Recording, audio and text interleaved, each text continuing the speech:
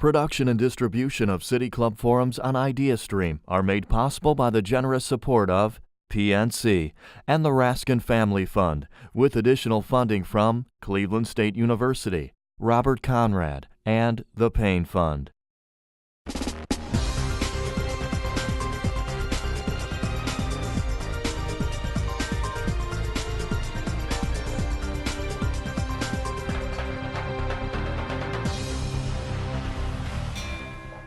Good afternoon and welcome to the City Club of Cleveland. I'm Dan Moulthrop, Chief Executive here, also a proud member. It's my pleasure to introduce to you today's speaker, President and General Counsel of the Cuyahoga Land Bank, Gus Frangos. Before I begin, and in the sort of background, I did want to acknowledge that we have many elected officials in the audience today, including members of the County Council, members of Cleveland City Council, and other elected officials from across the region. We thank you all for your attendance today.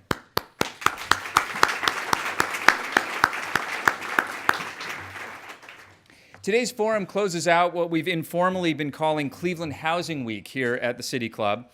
On Tuesday, our For the Love of Cleveland series on Public Square tackled the tension between rehab and demolition of homes in Slavic Village and Kinsman and across our community. And Wednesday, we discussed solutions to the looming senior housing crisis facing our region as baby boomers and their parents age.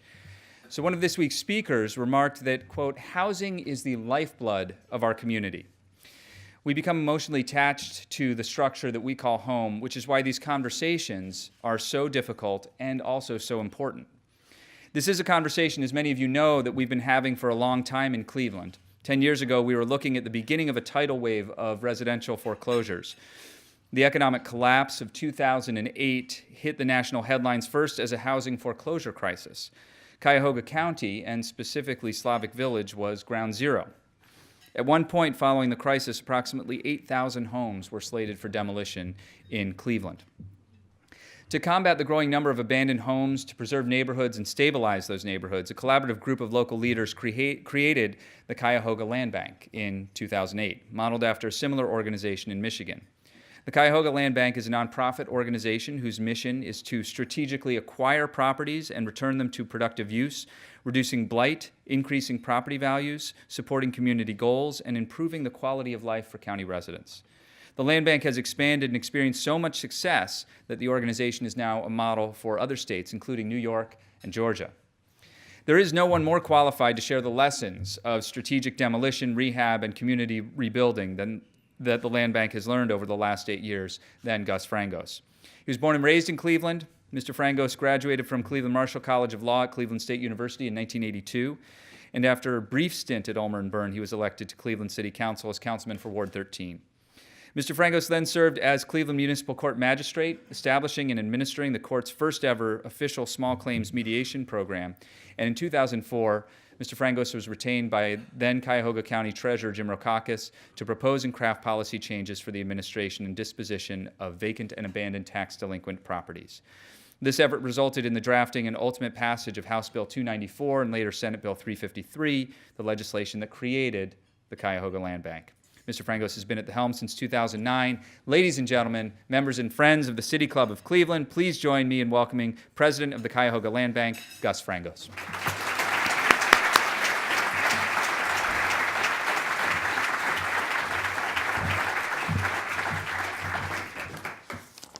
Thank you very much, Dan, for that very fine introduction. And Jackie, thank you for those wonderful, kind comments about the Cuyahoga Land Bank. You are a great partner in thriving communities. Good afternoon, ladies and gentlemen. I would like to thank the City Club for inviting me to speak today about the Cuyahoga Land Bank. And thank you to all of you who've come here today. I got a little bit of a history from Dan about the City Club, and indeed it is a privilege to be here today to be a part of that history.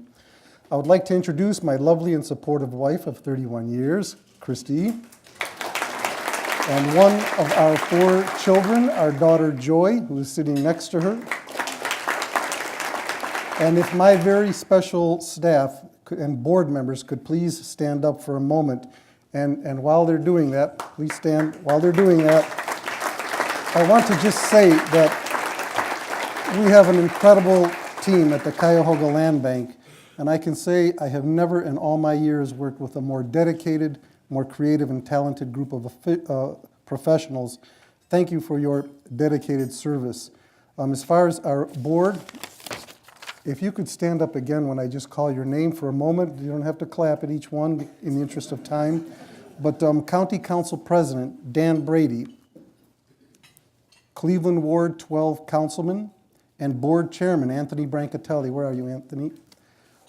Council Vice President Pernell Jones, appointee of County Executive Armand Budish, Kenneth Surratt, Campus District Inc. Executive Director Bobby Richetel, Mayor of North Olmsted Kevin Kennedy, and there are others that couldn't make it today. Thank you for your service. Appreciate it. Jim Rokakis, who could not be here today due to a prior commitment in San Francisco, must also be recognized and thanked. At the height of the foreclosure crisis, his advocacy brought national attention to the need for resources to assist our hardest hit urban centers. As Vice President of the Western Reserve Land Conservancy, Jim's articulate advocacy at all levels of government directly resulted in several $100 million from state and federal agencies to eliminate blighted properties in our communities and throughout the Midwest. I would like to refer you to our mission statement, but it was read by Dan, so in the interest of time, we'll skip that. But it's to reclaim properties, to establish values, and to basically improve the quality of life and stability of our community through the elimination of blighted properties and the repurposing of blighted properties. In a moment, I'm going to explain the workings of the Cuyahoga Land Bank and how it fulfills its mission and some of our amazing accomplishments. But first, we should clear up some common misconceptions. First, people often confuse us with the Cleveland Land Bank, and we do work very closely, and we are close partners with the Cleveland Land Bank and other municipal land banks, but technically we are not a municipal government land bank. Second, we are also not directly part of Cuyahoga County government, but we were created and given our mission by county government. And county and city officials, as you've seen, sit on our board. But we were specifically created to be a nimble, nonprofit, private corporation with both governmental and private sector capabilities. Third, we are not a demolition-only enterprise, as you will see later. On the contrary, we are the largest facilitator of housing renovation in the county, and we are engaged in a wide range of economic and community development projects. And lastly, we are not in the business of acquiring occupied properties. We do not evict people from their homes. We only deal with abandoned, blighted properties, and we do not possess the power of eminent domain. To better understand the Cuyahoga Land Bank, I will briefly chronicle its relevant historical and legislative roots. In the early 2000s, then County Treasurer Rokakis saw the oncoming crisis through some negative trends, namely the rise in tax delinquencies associated with abandoned properties and decreased tax collections. These negative trends manifested in the form of property abandonment, vandalism, and neighborhood disinvestment. These properties simply needed to be tax foreclosed because only in this way could it be hoped to get these properties to be productive and tax generating once again. However, at that time, it was taking roughly 2 to 4 years in some cases to foreclose upon blighted, delinquent properties. Even if a property could be renovated, this delay typically allowed the property to further deteriorate or become vandalized, making it unsuitable for renovation. So long story short, Mr. Rokakis commissioned me at that time to draft foreclosure legislation, tax foreclosure legislation, which passed the General Assembly in 2004. This legislation is commonly known as House Bill 294, which completely reformed tax foreclosure into a streamlined administrative process taking 4 to 8 months. This reform, by design, gave county treasurers new and powerful community development capabilities. So successful was this reform that blighted and abandoned properties started coming through the tax foreclosure pipeline like a fire hose. It became obvious that we needed a repository that could responsibly receive, triage, repurpose, and productively transact these properties as an alternative to the wild speculation and flipping that was occurring at that time. This became the genesis of what is known nationally as the Ohio model of county land banks. These would be properly funded and highly transactional county land banks on steroids. Accordingly, in 2008, Mr. Rokakis commissioned me once again to draft the necessary legislation along with my co-drafter, Bob Rink. Where are you, Bob? Fellow attorney. And Jim and I spent that year in Columbus testifying, drafting, redrafting, and advocating throughout the state of Ohio. We visited every editorial board and every major Ohio newspaper to explain the legislation and garner statewide support. The General Assembly at that time, right in the middle of this crisis, was itself looking for a comprehensive proposal from somewhere. That somewhere turned out to be our own Cuyahoga County. Then Senator Patton and then Representative Matt Dolan took up our bill and advocated it to final passage. Profound gratitude is owed to them and to the then Senate Committee Gary Cates, to whose committee the legislation was initially signed.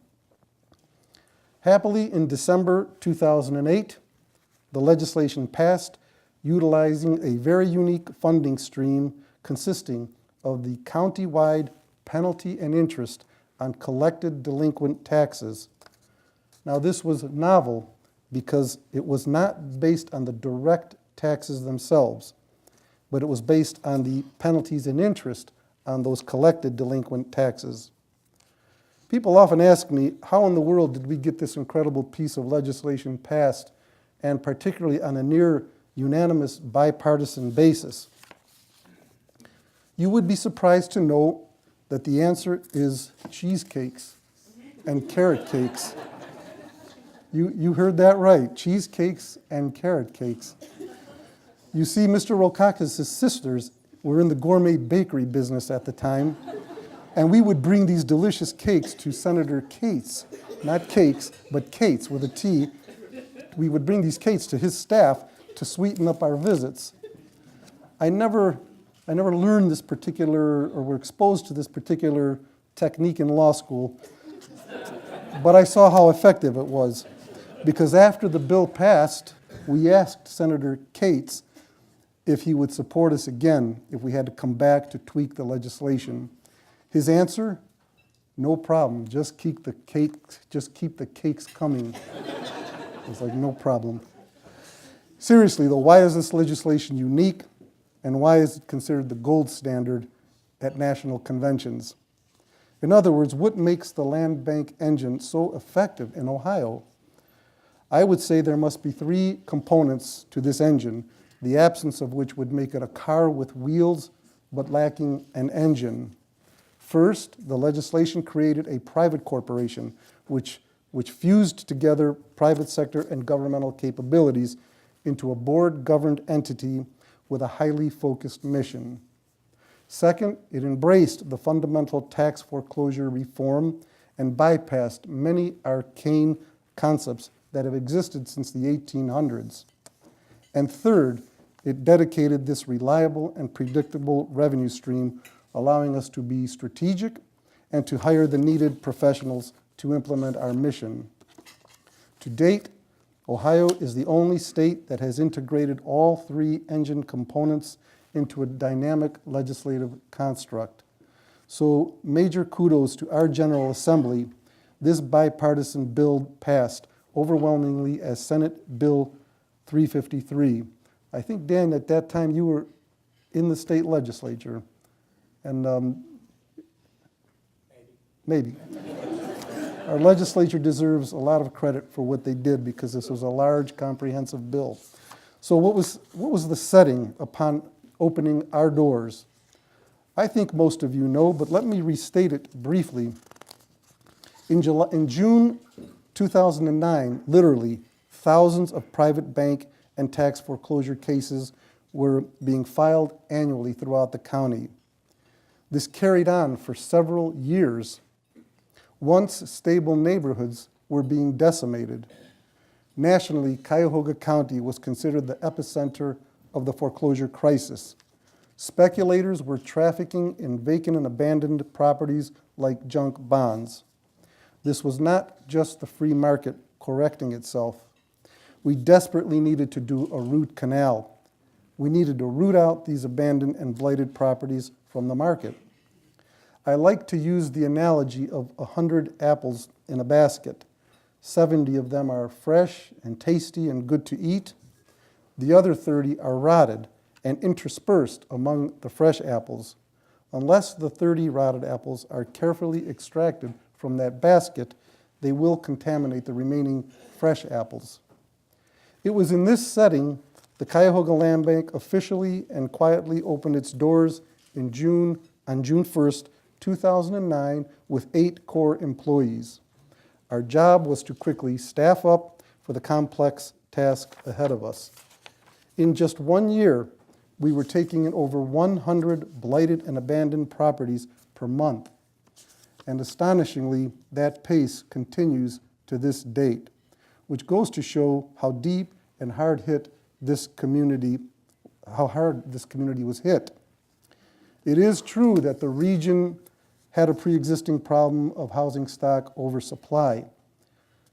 However, the diminishing population and the foreclosure crisis itself created an incendiary blaze which would spread throughout the county if not abated.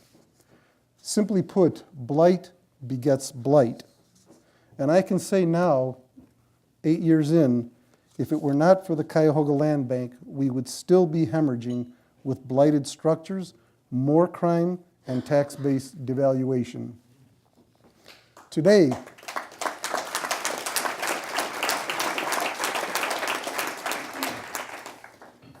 the Cuyahoga Land Bank has 34 full-time employees consisting of acquisition, environmental, financial, legal, and real estate professionals. We carry a rolling average inventory of about 3,000 lots or structures which we systematically maintain. Homes suitable for renovation are available for homeowners and investors to renovate. Homes beyond repair are demolished, and the lots are made available to eligible adjacent owners for business development or business assemblages, to churches and social service agencies, and for environmental conservation. So while the bad news is that the Cuyahoga County Land Bank cannot solve complex social ills, the good news is that the number of blighted and abandoned properties in our county is significantly diminishing. By some estimates, we had nearly 17,000 abandoned houses desperately needing to come down when we started. The estimate today is closer to 6,000 or 7,000. So we still have a ways to go, but this is an identifiable problem which we can solve. So how does the Cuyahoga Land Bank acquire abandoned, blighted properties? Some of them come from Fannie Mae, some of them come from HUD, and some from banks such as Wells Fargo, with whom we have long-standing acquisition arrangements. Some come from the housing court. And at this point, I'd like to pause for a moment and mention my friend, the Honorable Ray Pianka, who recently passed away. We were both elected to the Cleveland City Council in 1986. He was among the most passionate and creative community development advocates. When he was later elected to the Cleveland Housing Court, we all rejoiced. He turned that court into the most innovative and effective housing court in the country, and he worked very closely with the Cuyahoga Land Bank. Ray's positive impact in the city of Cleveland is seen and felt everywhere. Today, however, the bulk of the Cuyahoga Land Bank's acquisitions come from tax foreclosure. Tax foreclosure cases require the interaction of several county offices, all of which work in sync with the Cuyahoga Land Bank to pursue the most strategic deployment of the tax foreclosure process. Using a sophisticated property research database known as NEO-CANDO, which is housed at Case Western Reserve University, our partners, such as cities, community development corporations known as CDCs, and our stakeholders are all able to place their development priorities or their specific neighborhood planning areas into our property research filters so that we can track the trajectories of these properties.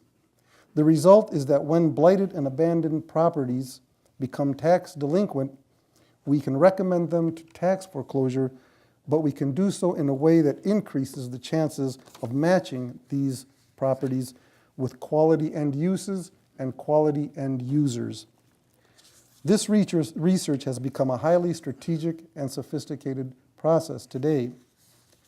So, what you have all been waiting for, what has the Cuyahoga Land Bank accomplished since its inception in 2009? First, over 1,500 abandoned, blighted, and tax delinquent properties have been renovated through our innovative deed in escrow program, our in-house renovation program, and our network of CDCs. And a special shout out here to our CDCs. That network is incredible. They are doing the daily work of our neighborhood and housing stabilization. They have renovated several hundred properties which we supply to them. Second, over 5,500 blighted, often crime-infested properties have been demolished. This is part of that root canal of the rotted apples that I spoke about earlier. Through the efforts of the Western Reserve Land Conservancy, tens of millions of dollars have been allocated by the U.S. Treasury Department, our Ohio Attorney General, HUD, and our county government, specifically to the Cuyahoga Land Bank and specifically for demolition to help finish this job. Lastly, dozens of unproductive, blighted, and tax delinquent properties have been turned into tax-generating economic development or housing development projects through our network of over 60 social service, faith-based, and nonprofit organizations. And let me share some of those examples with you. I'm going to include an array of projects and stakeholders so that you can really appreciate that the Cuyahoga Land Bank is far more than just a brick and mortar organization. Beginning with economic development, mayors and public officials often request our assistance in specific development projects in their respective communities. We serve as a catalyst for these developments. For example, we participated in the assembly of such higher profile projects as the Randall Park Mall. This was a long shuttered and tax delinquent mall which impeded redevelopment. In cooperation with Mayor Smith of North Randall and Mayor Sellers of Warrensville Heights, we assembled some of those parcels which made it possible to enlist a national developer to assemble the remaining parcels for a new industrial park which will be built on the former mall. We were able to assemble needed vacant parcels for Misselli's Dairy near East 90th Street, which resulted in a $6 million expansion and job retention project. We also provided technical assistance and legal assistance in having dormant mortgage and federal tax liens released to clear the way for project financing. The Heinen's grocery expansion in Warrensville Heights allowed Heinen's to stay in Warrensville Heights and the county and to significantly expand its facilities and operations. The Cuyahoga Land Bank helped assemble and demolish condemned buildings for this several million-dollar project. Then there is HGR Industrial Supply Company in Euclid, Ohio, which is one of the country's largest and used and surplus equipment suppliers. The company was about to lose its facilities due to the severe tax delinquency of its landlord. The Cuyahoga Land Bank secured that property from tax foreclosure and transferred it to HGR, which later spent $12 million for an expansion of its facilities and a job retention project, including an educational resource center for high school students. We were able to secure the shuttered and tax forfeited former historic Stagger Beckwith Mansion on East 38th and Euclid Avenue for the future home of the Children's Museum, and we acquired the blighted buildings across from the historic League Park for the future home of a baseball museum. One of our most exciting projects, which was just announced this very morning, about an hour ago with Mayor Jackson and officials from the VA, was the Greater Cleveland Fisher House on East 105th Street near our VA hospital. Fisher House is the equivalent of the Ronald McDonald House for families and loved ones of our soldiers who were injured or disabled in combat. We assembled the needed land over a 3-year period for this project, and it will now become a $17 million extended stay development for the families of our injured soldiers. Shifting to the social service and faith-based area, we partner with places of worship and social service agencies which do the daily work of the angels. And let me share some examples of this for you. Our New Horizons program donates properties to the Cleveland City Mission, an important institution, for single moms transitioning into independent living. Local and suburban churches adopt and renovate these homes for these moms using volunteer labor, supplies donated by Home Depot, Lowe's, and labor union volunteers. In the area of veterans housing, Women of Hope and Lutheran Metro Ministries, which serve men and women veterans for transitional housing, and congregate living, renovate homes received from the Cuyahoga Land Bank.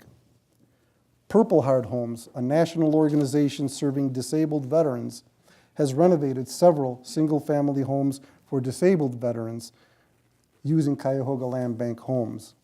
And similarly, we supply homes to agencies and redevelopers that provide affordable housing to legally resettled refugees. In the area of recovery services for men and women, we work with such organizations as Jordan Resource Center, the Woodrow Project, Lutheran Metro Ministries, and Julie Adams House, which provide congregate living for individuals that have overcome addictions and homelessness.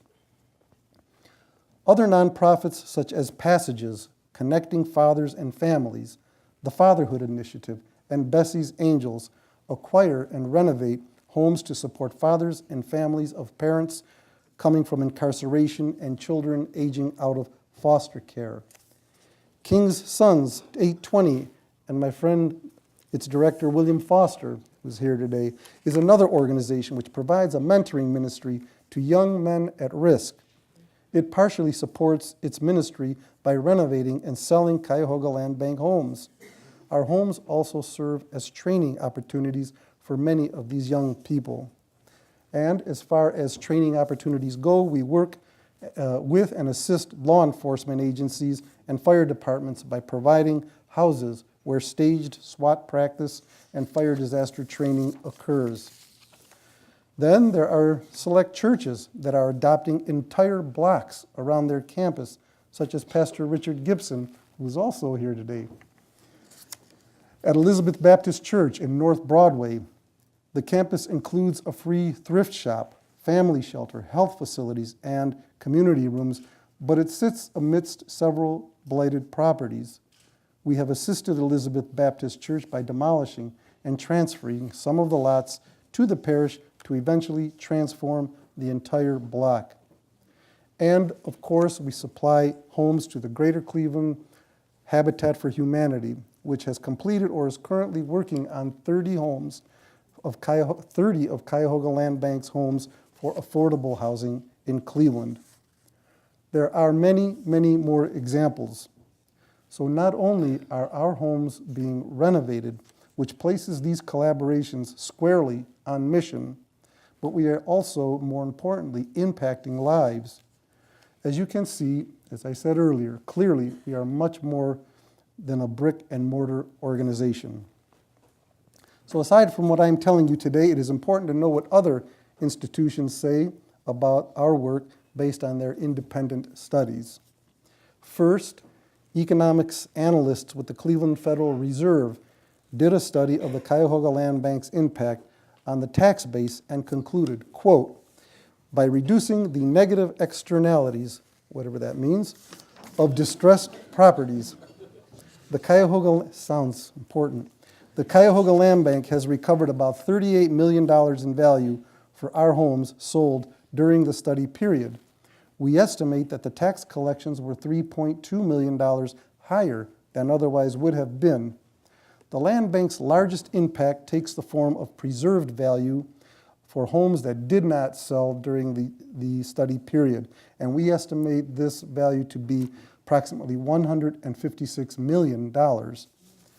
Second, a study commissioned by the Joint Center for Housing Studies at Harvard University concluded that property dispositions from our land bank are 3 times more likely to have successful outcomes than by transfers occurring among speculators. And lastly, the Center for Community Progress, which is the national think tank of land banks in Washington, D.C., writes, quote, "The Cuyahoga Land Bank has earned a reputation for professional excellence, from robust data systems and efficient workflow operations to innovative housing programs and partnerships. The Cuyahoga Land Bank is making valuable contributions to the national dialogue."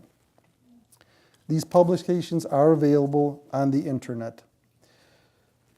Before I conclude, the public should know that the Cuyahoga Land Bank gets formally audited annually by the Ohio Auditor of State, and I am proud of the fact that we have achieved a perfect audit each and every year since we opened up our doors. So if you have any, if you're bored and you want to spend a summer evening reading those audits, they are on our website. I will conclude by affirming wholeheartedly that I enjoy coming to work each and every day at the land bank, seeing the numerous ways in which we improve the quality of life of our citizens. What breathes life into our organization is seeing that lives and communities are being impacted by our work. This is the ever-present spirit which makes the Cuyahoga Land Bank such a special place to work. Whereas we have made much progress, we still have much more to do. We are grateful for the cooperation and trust from our county and elected municipal office holders, our CDCs, our numerous partners, and especially from our professional and supportive board. If you want to see and understand the full depth and breadth of the Cuyahoga Land Bank, you may visit our website at www.cuyahogalandbank.org. I almost forgot. Thank you very much for your kind attention.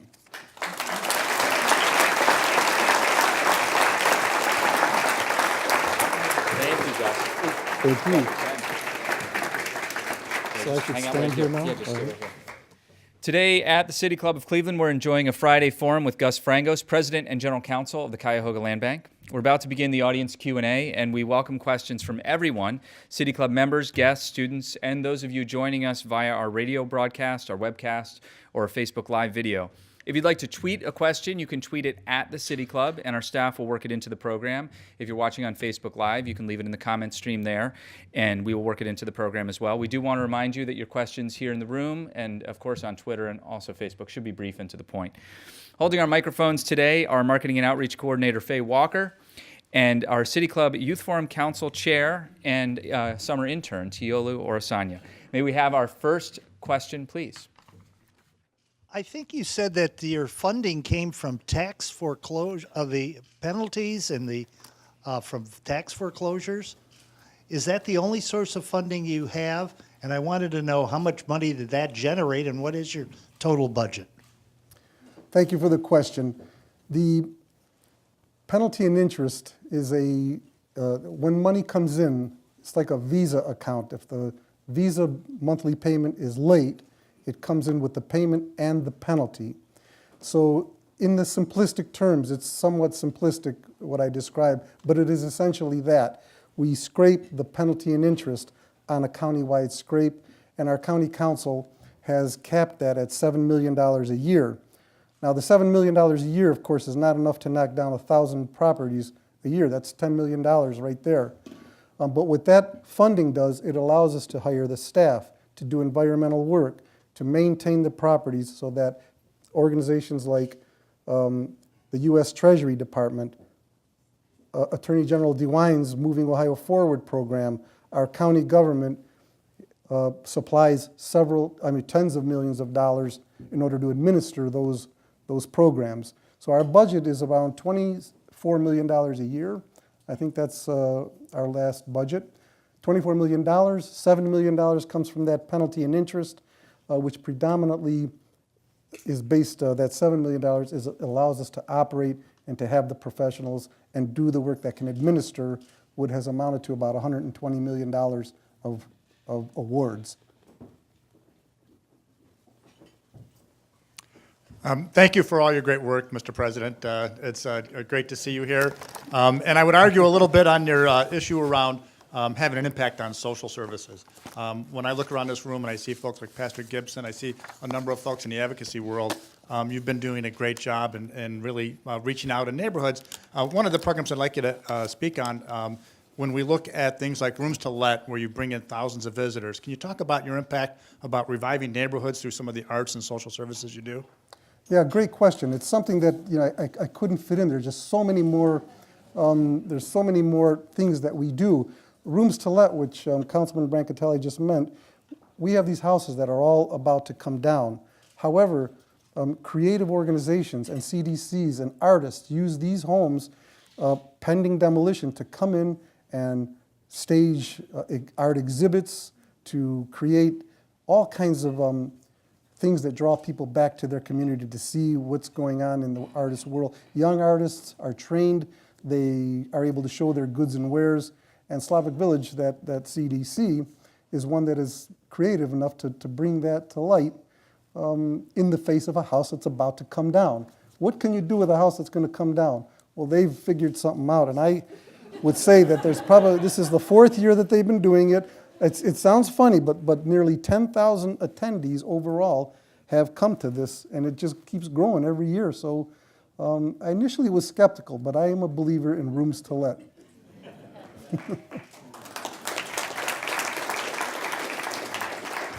President Frangos, Yes, sir. I was trying to do some quick math in my head of numbers you gave. You said, I think, 1,500 houses had been renovated or in the process of renovation, and 5,500 properties had been demolished. That's, 7,000 properties, let's say. Is that the total of properties that have gone through the land bank? And what proportion, including the renovations, that's about 20% renovated by my quick math, have been put back into productive reuse, either renovated house, maybe a commercial project, whatever, but aren't vacant land any longer?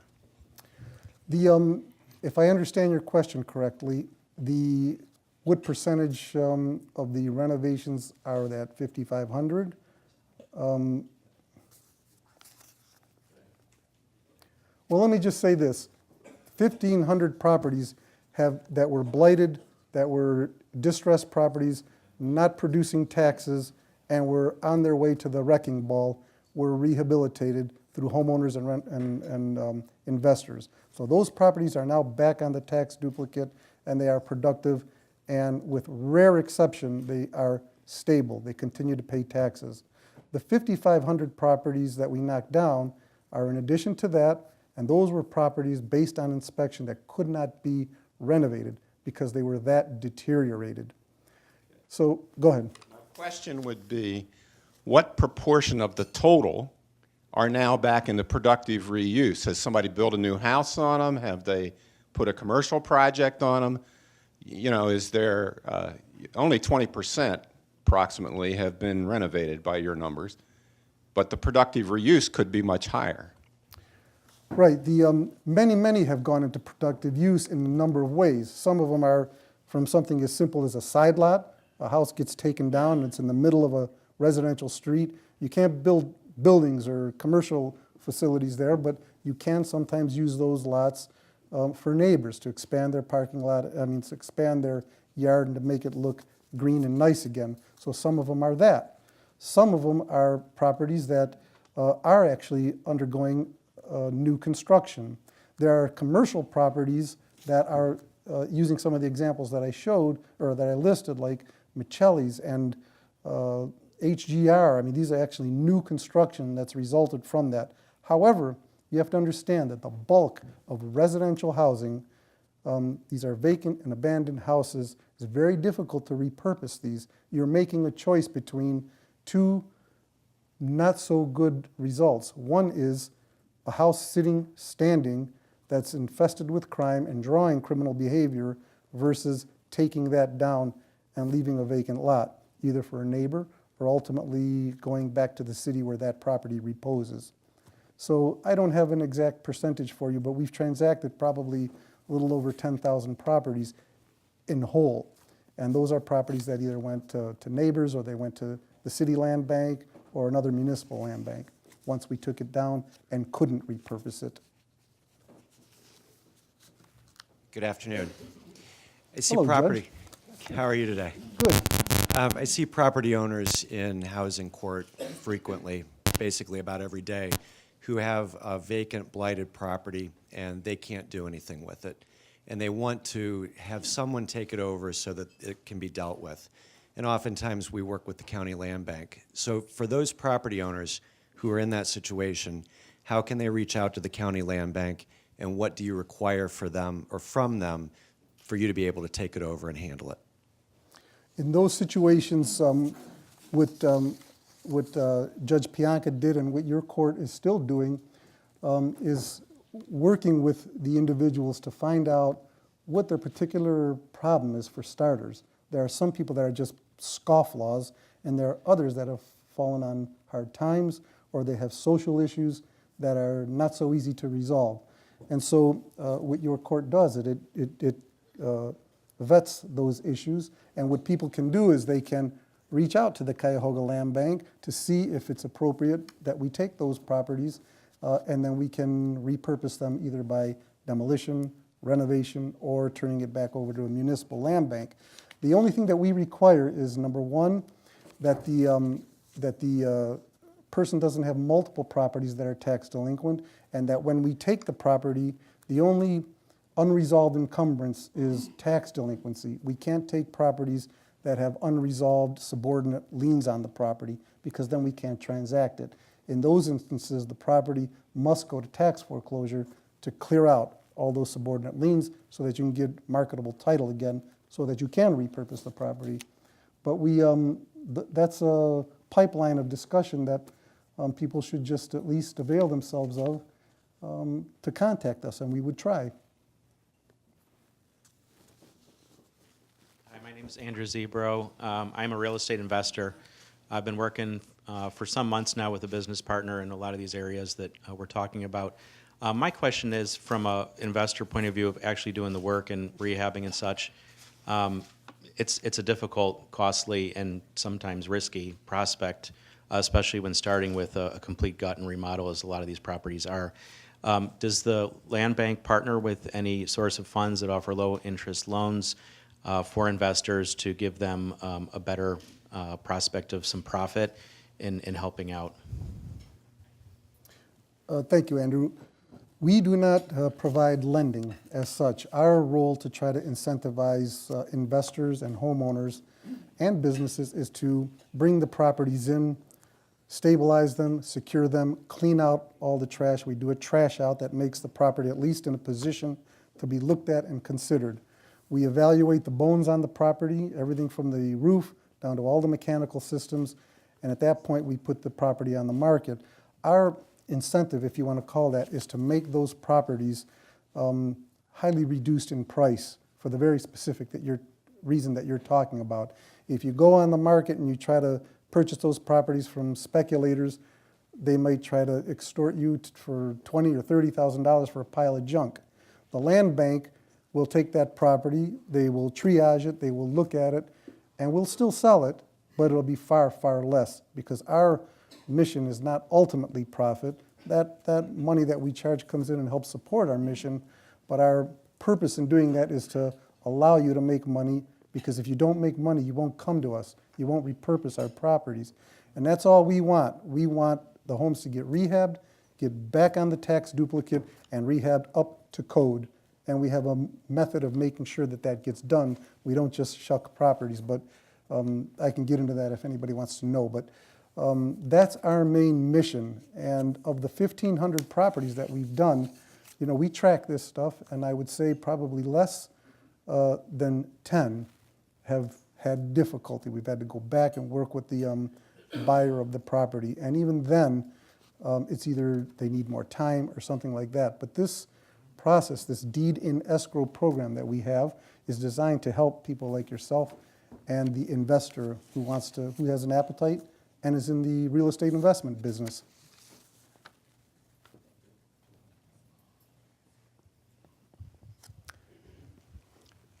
Yeah. Councilman Mike Polensek. Gus, first of all, I want to thank you and your staff for a magnificent job that you continue to do. I would hate to think of the city of Cleveland today without the Cuyahoga County Land Bank, and to our county counterparts for their help and support. You mentioned about the funding. About $7 million comes from the penalty and interest.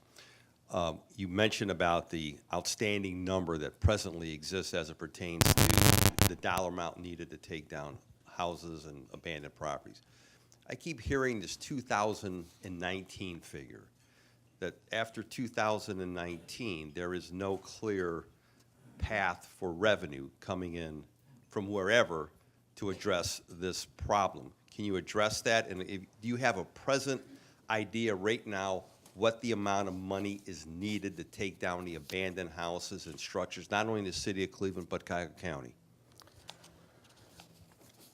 In 2000, the large funding sources at this point are the Cuyahoga County demolition program, and the county's program, I think, goes into 2020. The hardest hit fund, which is U.S. Treasury money, and that goes into, I believe, 2020. And that is it for outside large awards. Now, our funding from the Cuyahoga Land Bank comes from that penalty and interest, and there is no, I mean, unless the county says otherwise, there is no trigger or end date to that. That's there it's designed to administer those large grants.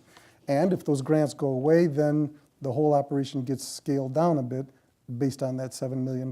But so no, there is no other current award that we're aware of, unless U.S. Treasury comes back and says that we're going to use the foreclosure prevention, unspent foreclosure prevention money to get redirected towards demolition. That's always a possibility, but we don't see that directly. So if you consider there's still 6,000 or 7,000 or 8,000 blighted properties times roughly anywhere between $9,000 to $13,000 average per demolition, we still have a lot of work to do throughout the county. And I'm not happy to say that that does not include large commercial structures. You know, that's a whole nother, round of, hand-wringing. But we can deal with this residential thing. We can deal with the community development residential fallout from the 2008 foreclosure crisis. And I believe we'll get there. My name is Bill Wervey. I just retired Hi, from Bill. being the building commissioner at one of the inner ring suburbs. And I'd like to reiterate what Councilman Polensek said. The land bank over the years has been a tremendous partner helping cities do things they couldn't do for themselves.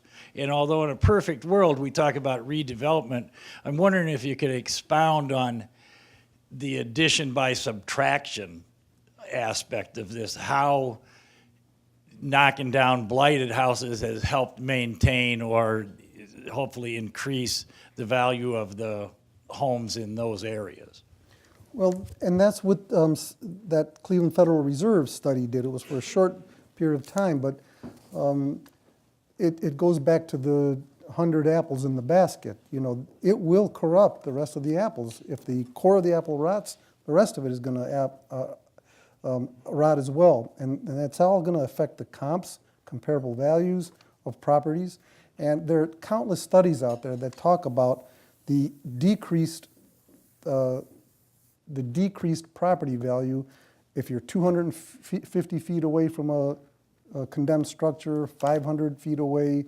And it's not just the reduced value of the house next to a condemned structure. It's the comparable values of that whole block, which is several $1 million that are affected by a blighted, condemned home.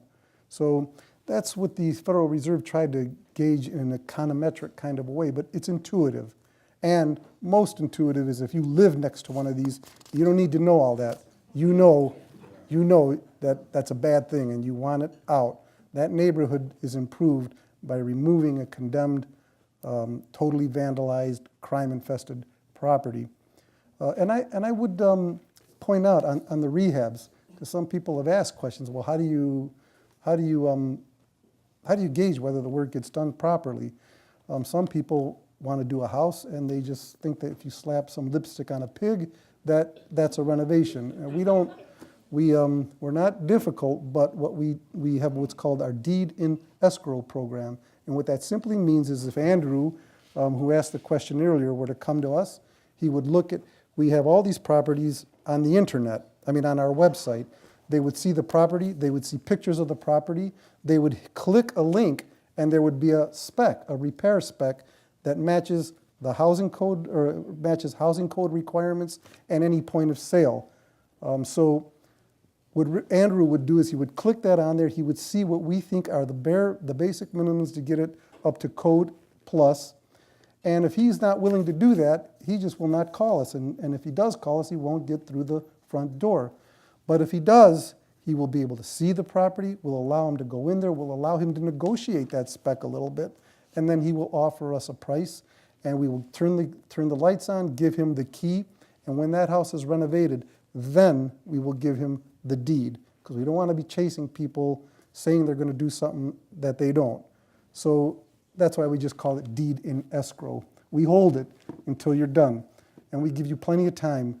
And so it works for everybody. It's our most popular program. People like it, and people make money off of it. We have a question from Twitter. What mistakes do you think the land bank has made, and how have you addressed or corrected those? That's an easy question. We've made no mistakes. No, I'm just kidding.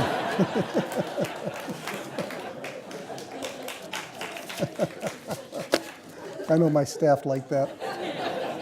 They don't make mistakes. No, of course everybody makes mistakes, and I tell my staff this, everybody makes mistakes, but 99% of mistakes can be corrected in this business.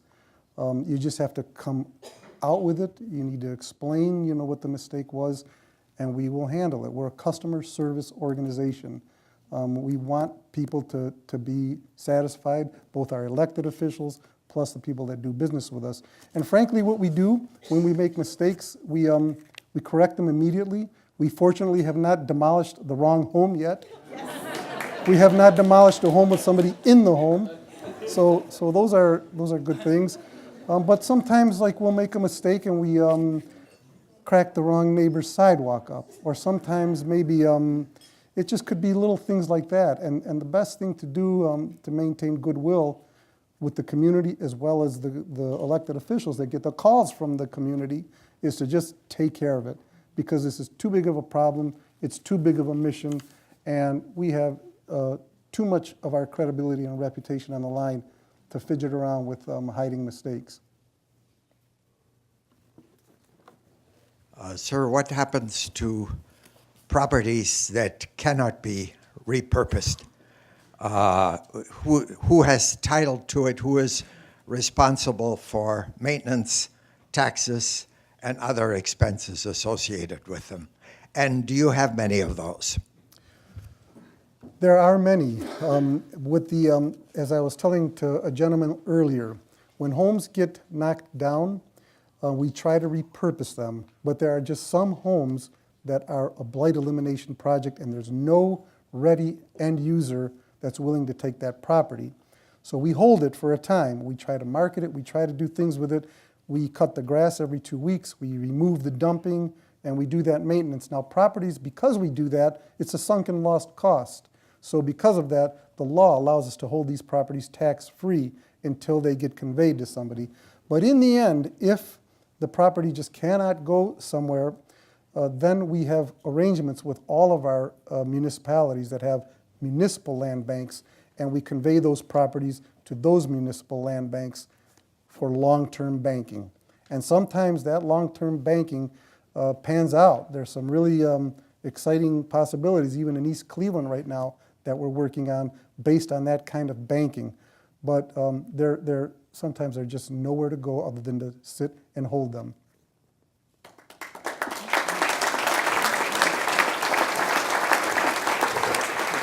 Thank you. Today at the City Club of Cleveland, we've been enjoying a Friday Forum with Gus Frangos. He's President and General Counsel of the Cuyahoga Land Bank. Today's forum is the Myron N. Crottinger Endowed Forum, made possible by a generous gift from Mr. Crottinger. We appreciate his generosity and support of the club. Our community partners today are APA Cleveland, the Trust for Public Land, and the Western Reserve Land Conservancy. We thank you all for your partnership in promoting today's forum. We also welcome guests at tables hosted by Cleveland City Council, the Cuyahoga Land Bank, Jim and Lori Rakakis, and USA Parking. Lastly, we welcome students from Teen Up CLE. What's up? Thank you very much for joining us. Student participation in City Club forums is provided by many foundations, including the William E. Weiss Foundation. We thank you for being here today. That brings us to the end of our program. Thank you, Mr. Frangos. Thank you, ladies and gentlemen. Our forum is adjourned.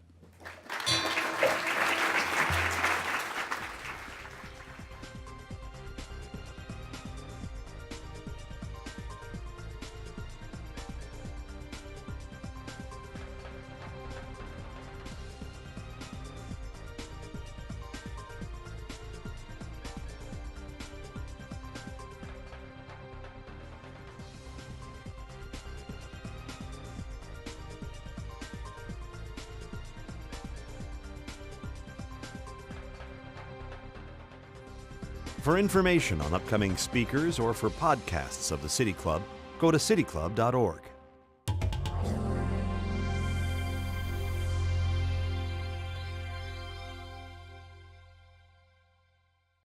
Production and distribution of City Club forums on IdeaStream are made possible by the generous support of PNC and the Raskin Family Fund, with additional funding from Cleveland State University, Robert Conrad, and the Payne Fund.